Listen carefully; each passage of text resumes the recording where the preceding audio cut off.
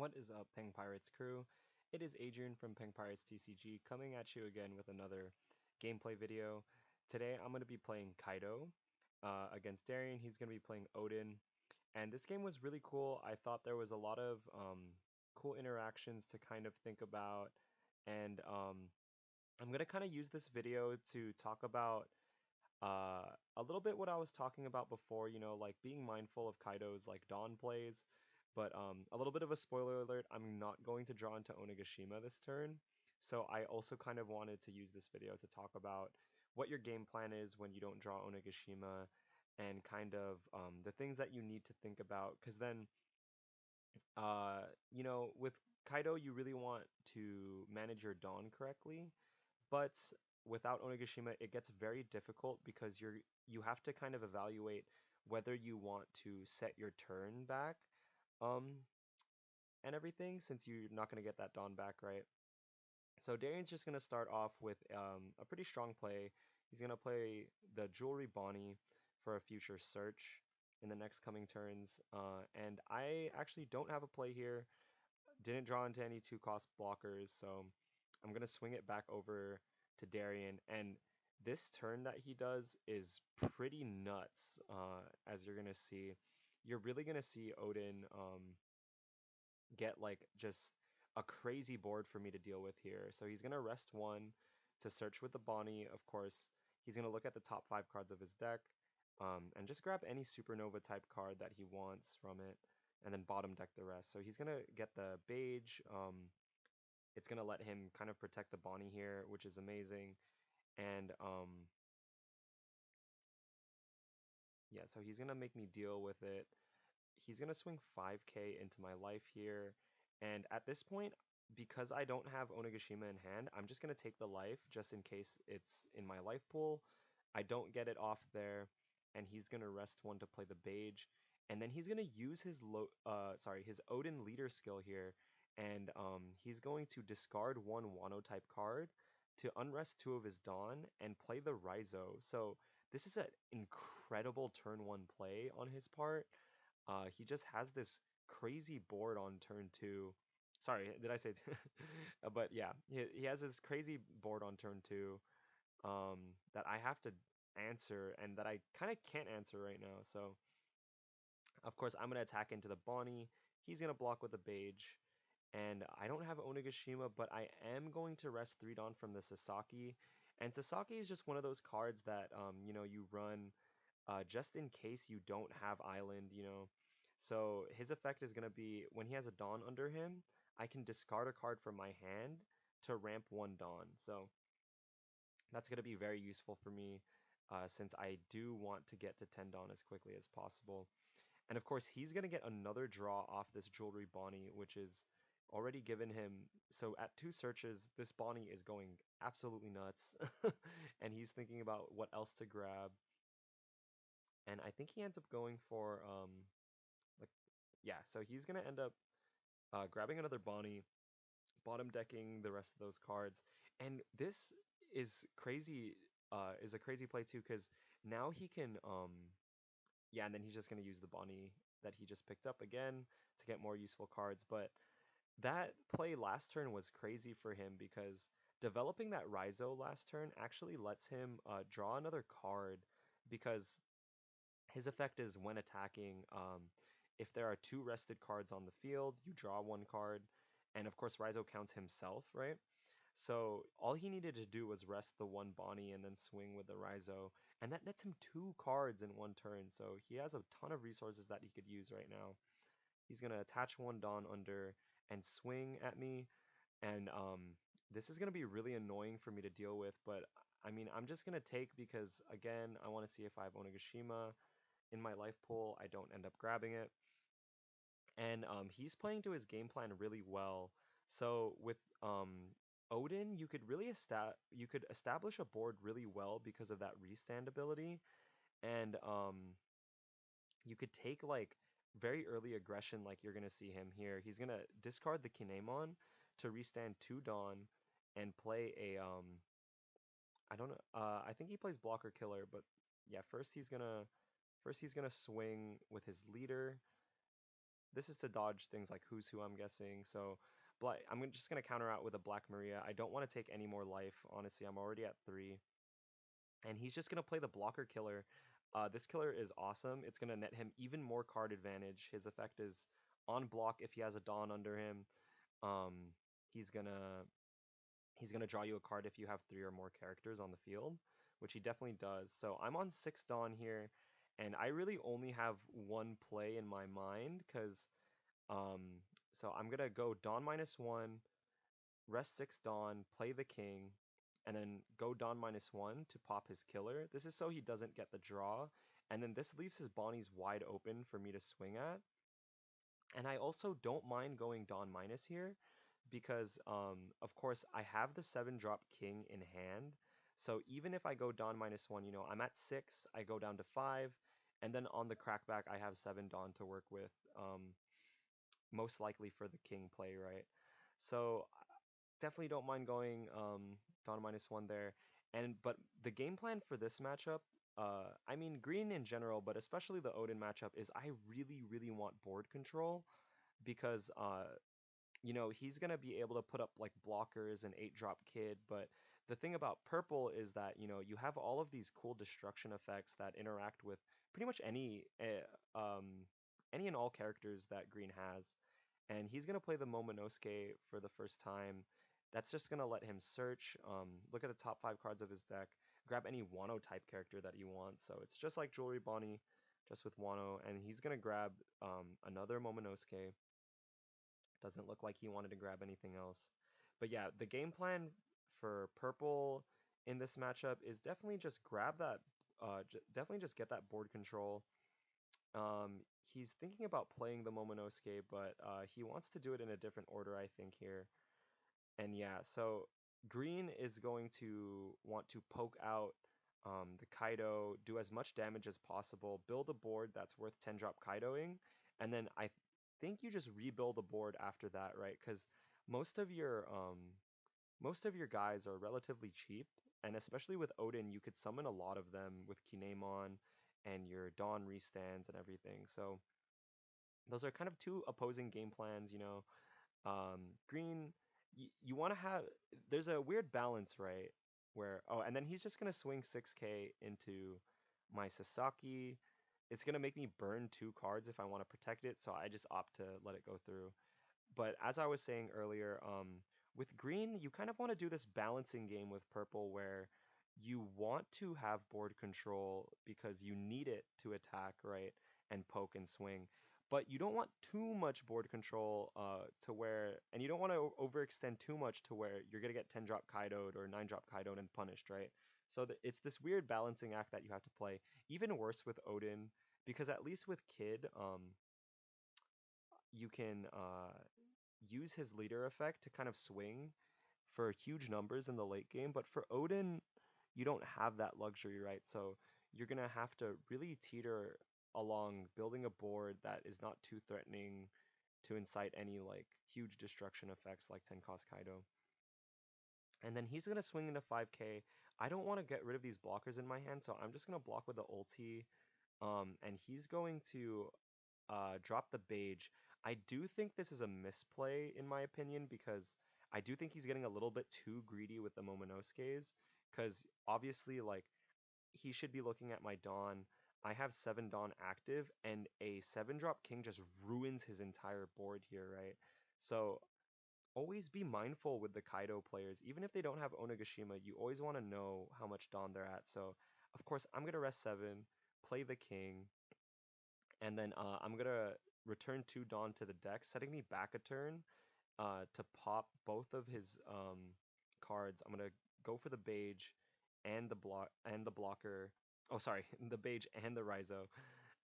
And yeah, like that was just careless on his part, in my opinion. And also, you want to save the Beiges and stuff for. I mean, like after the early game, I think you just save them for the late game to help you rebuild your board against like 10-drop Kaido, right? Because then the chump blocker is going to be able to block a huge 12k swing, and then you could kind of rebuild your board with Kinemon and everything like that. So that was a That was a huge swing turn for me because I just completely swung the game in my favor. I have full board control at this point. And that is kind of the game plan for me playing purple. I want to get control of the board quickly. I want to stave off his aggression. And then he's going to rest 8 Dawn to play the Captain Kid and use his effect here. This card is absolutely busted. One of the most oppressive cards in the game. If he has a Dawn under him and he's rested, he becomes an like pretty much an Omni blocker. He gets like taunt. Oh, he's gonna swing 5k here, and I think I do let this go through. I'm kind of just thinking about, should I block? Like I'm already at 3 life, and I do see him play the kid, so I'm like, it's kind of hard to tell, right?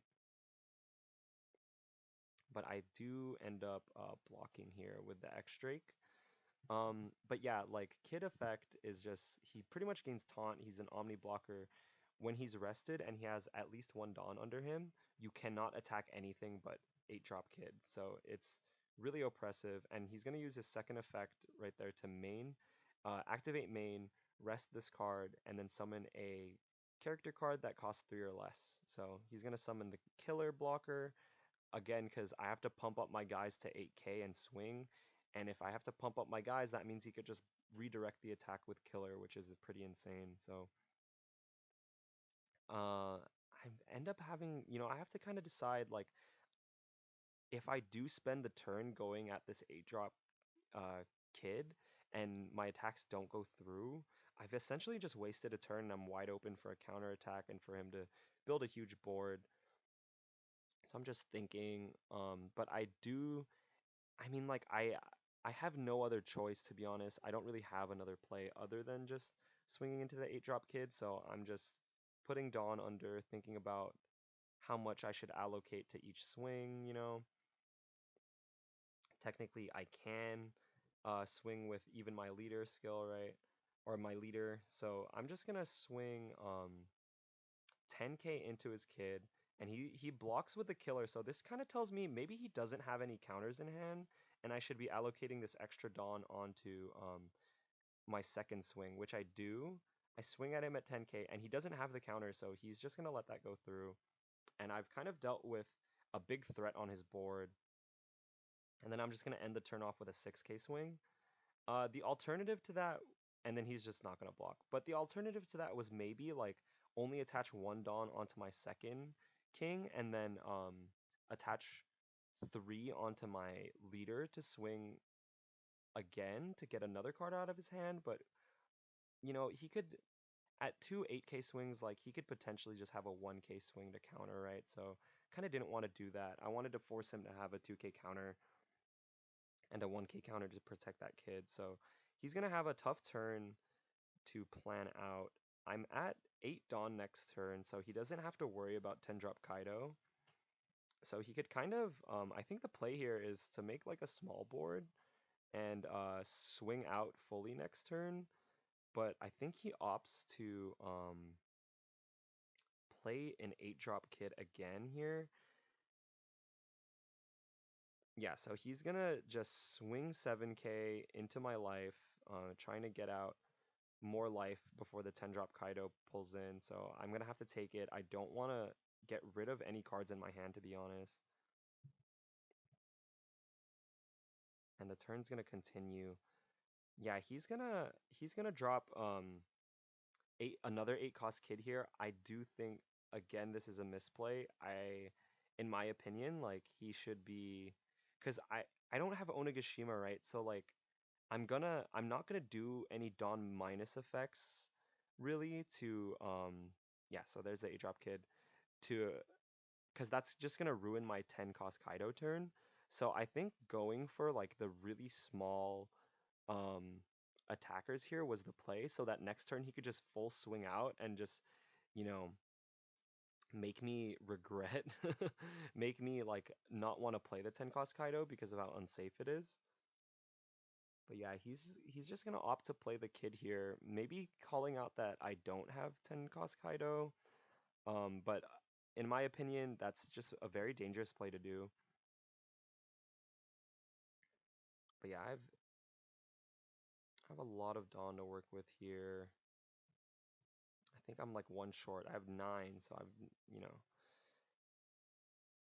just short of that 10 cost Kaido. So I'm actually just gonna, I think I just full swing here. I mean, like, he hasn't shown me that he has counters, so I'm gonna swing 7k here, and he's gonna take. And then I'm gonna swing 7k with both of my other characters. Yeah, again, this is just because, like, I don't think he has counters, and so there's no real reason to commit any Dawn to those those kings. And even if he did have counters, I mean, it's ripping two cards out of his hand for each swing, and that's where purple kind of steals games away, right? Like these characters have big numbers and great stats. So I'm just gonna rest 5 for the queen and go Dawn -1 to draw 2 and trash 1. I do this because, you know, like even though I am going Dawn -1, it doesn't really affect me too much because, you know, I do have the Thunder Bagua in hand that I'm telegraphing right now. Also, it doesn't matter because, you know, like I go down to 8 Dawn and then I just get 10 on the crackback turn. So, you know, it really is easy. So he's gonna play the Momonosuke here. And this is where, you know, what I was talking about earlier, it's kind of because we're transitioning into the end game here, right? And this is really scary for him because, you know, he wants to develop a board. Um, oh yeah, and then he just searches out the Izo with the Momonosuke. He wants to build a board um to kind of threaten me because I do have a very, very threatening board here. But if he builds too big of a board, like he's gonna get punished hard for the 10 cost Kaido coming down, right? So it's definitely gonna be a tough decision to make. But he rests 5, plays the Trafalgar Law, picks up the Momonosuke. This is to protect his 8 cost kid play, right? And Law's just gonna let him pick up the Momonosuke and then play another card from his hand that costs 3 or less. And he's gonna go for the Okiku. So he's building that threatening board that we're talking about. And then he's gonna swing with his kid. So he's just getting ready for that swing.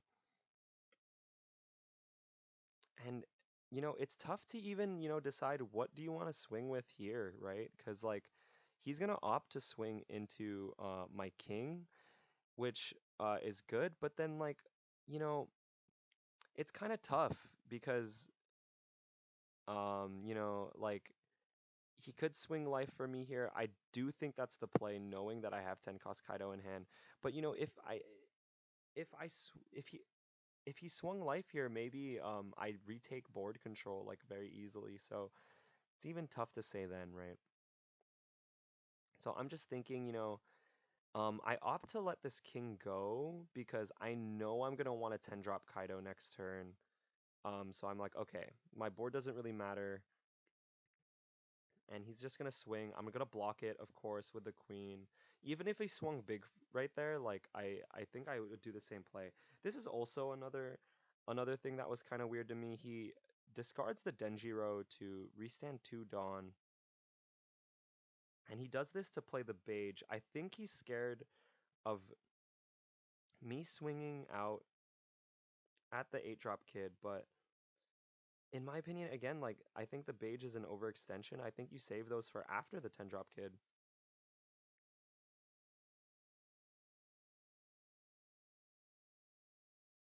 And yeah, so the turn is gonna swing back to me. And I mean, this board is way too threatening, right? I'm not even gonna go to any funny business. I'm gonna go straight to dropping that 10 cost Kaido. So everything gets restood. I can't waste any Dawn, you know, so I'm just gonna go for it. 10 cost Kaido comes down. I'm gonna pop everything on his board, and that's why I just think, you know, the overextension there was very tough. Like, if he dropped like a Beige and a Denjiro or something next turn, like that board would have been so threatening. Cause you know, my thing's gonna get blocked. I'm gonna swing 5k, and he has to counter with Izo here. It doesn't look like he has a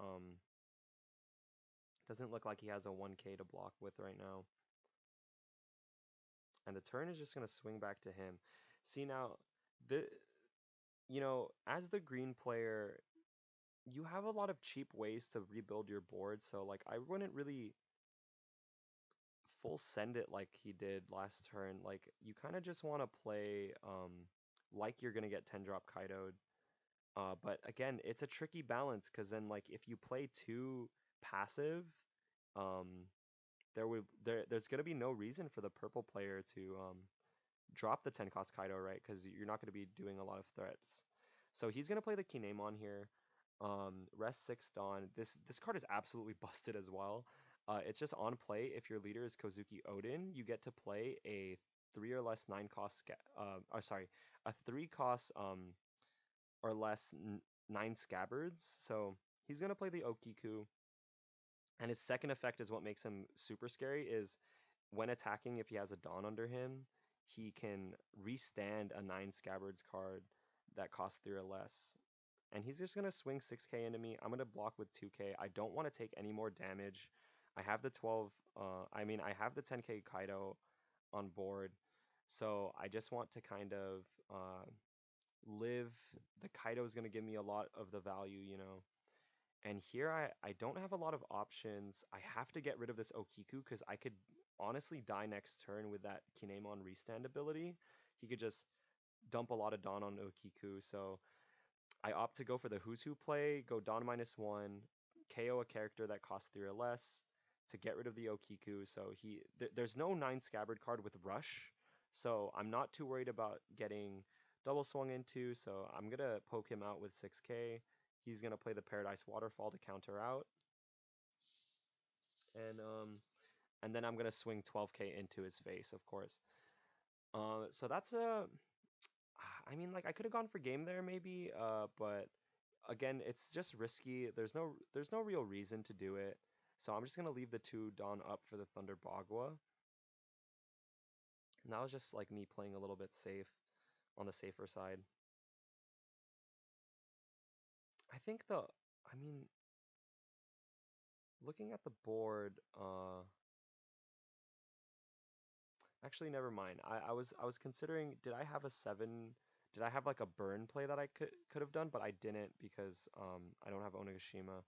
And he does an interesting play here. He's gonna rest my Izo to rest the Who's Who, because he knows he can't counter out while the Who's Who's on board. It's just to like stave off another attacker, right? So he's gonna play the Izo, and then he's gonna swing into the Who's Who. I'm just gonna let that go through, of course. No real point in saving that because he can just attack with Kinemon anyway. So he's gonna pick up back with Law and then place down a Raizo. This puts another threat onto the board that could be restood with Kinemon. So this is something I have to address next turn. He could definitely kill me next turn if I don't address his board or win in the next turn. And then he's gonna swing 7k into me into with Kinemon, and I'm just gonna rest 2 for the Thunder Bagua and counter out. So this endgame is very important. I have to play this correctly because his board is so threatening, right? Um, he has 1 Dawn up, and I either have to like I don't want to drag this game out for any longer, so I'm thinking about whether I just want to swing for game because if I play too safe, he could just counter out, block out, and then swing at me next turn. He has 3 cards in his hand. He could potentially counter out for 13. That's why I don't. I'm kind of hesitant to swing at the Kinemon. Because if I do a double swing on Kinemon, then the game just goes on for longer. So I end up going for game here. I'm gonna swing 12 at his face. And he has to block with Law. With 3 cards in hand, this is why I end up swinging, because with only 1 Dawn active, he really can't. There's no chance of him um, blocking 12k. He can only block up to 11k if everything in his hand is a 2k counter, right? And he's not gonna have that luxury. He doesn't have enough Dawn to play, and yeah, that's gonna be the game right there. So I'm gonna show him that I have like two Onogashima in hand that I couldn't play, but I mean that's just the name of the game. But yeah, always remember to be mindful of your Kaido turns. And that was just a really fun game that we played. All right, so thank you guys for watching. That's gonna be the end of the video. And also, I wanted to thank all of you who have been leaving comments under our videos, kind of giving us your support. We really appreciate that, and it really uplifts us and pushes us to make better content for you guys. Um, as always, like, comment, and subscribe. You know how we're doing. Definitely, if you like our content, stay tuned. We have more deck profiles, more gameplay videos coming out. I think we have sim videos on the way too, if that you guys were interested in that. And yeah, just let us know how we're doing as always, and have a great day, everyone. See you guys on the next one.